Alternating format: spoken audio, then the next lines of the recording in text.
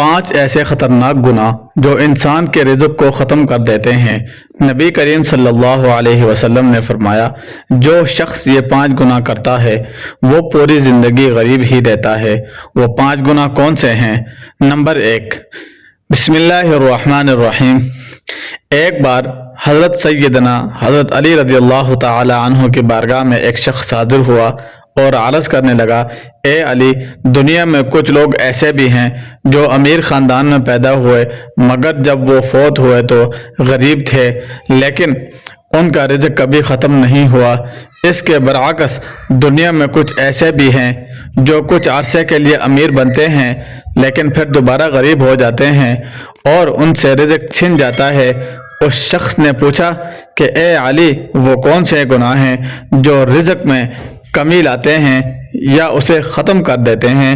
تو حضرت سیدنا علی رضی اللہ تعالی عنہ نے فرمایا، اے انسان، 5 ایسے گناہ ہیں جنہیں کرنے سے رزق ختم ہو جاتا ہے اور آہستہ آہستہ اس میں برکت بھی اٹھا لی جاتی ہے۔ اس شخص نے دوبارہ پوچھا، اے علی، وہ 5 گناہ کون سے ہیں؟ حضرت علی رضی اللہ تعالی عنہ نے فرمایا، نمبر 1، سود کھانا۔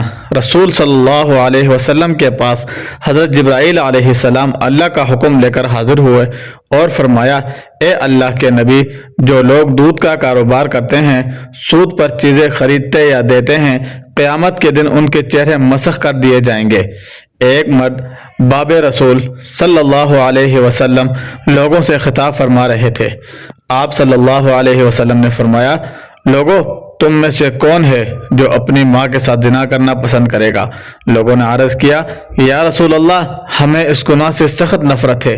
تو آپ صلی اللہ علیہ وسلم نے فرمایا، جو گناہ سود کے کاروبار میں ہے وہ اس سے بھی بڑا ہے۔ جو شخص سود کا مال لیتا ہے یا دوسروں کو سود پر دیتا ہے وہ اپنے رزق کی بربادی کا سبب خود بنتا ہے، اور یہی اصل وجہ ہے کہ رزق کے ختم ہونے کی۔ شیخ سعدی علیہ الرحمہ فرماتے ہیں، ایک بار نیا مکان خریدنا چاہتا تھا۔ تلاش کے دوران ایک شرابی میرے پاس آیا اور کہا، حضرت، فلاں محلے میں ایک خوبصورت مکان ہے، آپ اسے خرید لیں، میں بھی اسے محلے کا ہوں تو میرا ہمسایہ بن جاؤں گا، اس مکان میں کوئی عیب نہیں۔ شیخ سعدی فرمانے لگے، اے نادان، اس سے بڑا اور کیا عیب ہو سکتا ہے کہ تو میرا ہمسایہ بنے؟ تو سود کا کاروبار کرتا ہے اور سود سے بڑا کوئی عیب نہیں۔ اگر وہ مقام مجھے مفت میں ملے تب بھی میں اسے نہ خریدوں۔ شیخ سعدی علیہ الرحمہ نے فرمایا، تیرے مرنے کے بعد اگرچہ وہ مکان 10 گنا قیمت پر بھی ملے تب بھی میں اسے نہیں لوں گا۔ نمبر 2، حضرت علی رضی اللہ تعالی عنہ نے فرمایا، دوسرا بڑا گناہ یہ ہے کہ کوئی شخص کسی نیک، پاک دامن اور پرہیزگار عورت پر تہمت لگائے۔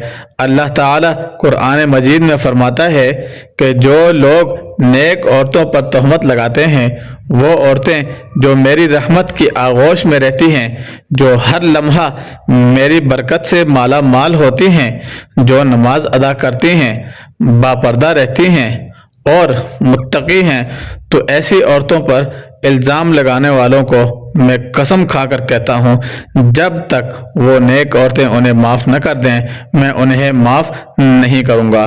یہ لوگ ان عورتوں کے دلوں پر تہمت کا زخم لگاتے ہیں جس طرح ماں اپنی اولاد کے خلاف کوئی بات سننا گوارا نہیں کرتی ہے، بالکل بعین ہی اسی طرح اللہ اپنے نیک بندوں کے خلاف کچھ سننا پسند نہیں فرماتے۔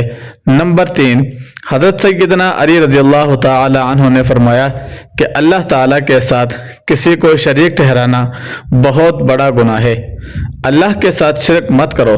روز محشر اللہ تعالیٰ ہر گناہ معاف کر سکتا ہے، چاہے وہ زمین و آسمان کی وسعتوں سے بھی بڑا ہو۔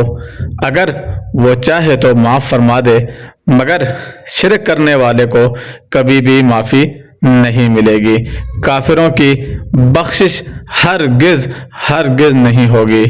نمبر 4، حضرت علی رضی اللہ تعالی عنہ نے فرمایا، چوتھا گناہ کسی پر جادو کرنا ہے، کسی کا جینا حرام کرنے، کسی کی خوشیاں چھیننے اور حسد کے باعث رزق छीनने की नीयत से जादू करना बहुत बड़ा जुर्म है। हज़रत अली रज़ी अल्लाह ताला अन्हु ने फरमाया, जादू करने वाला शख्स दायरे इस्लाम से खारिज हो जाता है और जब जादूगर मरता है तो कुफर और मुर्तद की हालत में मरता है। जादूगर की मौत कभी भी हालत ईमान पर नहीं होती है। नंबर 5, हज़रत अली रज़ी अल्लाह ताला अन्हु ने फरमाया, किसी को तकलीफ देना भी बहुत बड़ा गुनाह है। किसी को दुख देना, किसी का जीना हराम करके खुद खुश होना, किसी को रुलाकर दिल खुश करना, ये सब वो गुनाह हैं जिसकी वजह से अल्लाह ताला इंसान के रिज़्क़ को तंग करता है, रिज़्क़ ख़त्म हो जाता है।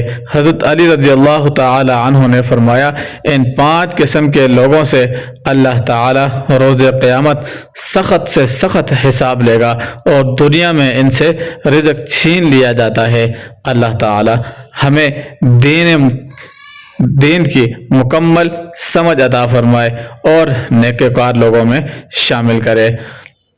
अगर आपको वीडियो अच्छी लगी है तो आपने वीडियो को लाइक करके इस्लामिक वज़ाइफ और स्टोरी चैनल को सब्सक्राइब कर देना है और वीडियो को सदक़े की नीयत से आगे शेयर कर देना है ताकि और भी लोग फ़ायदा हासिल करेंगे, आप सब आपके मुस्तहिक बनेंगे। तो दीजिए मुझे इजाज़त, मिलते हैं अगली वीडियो में।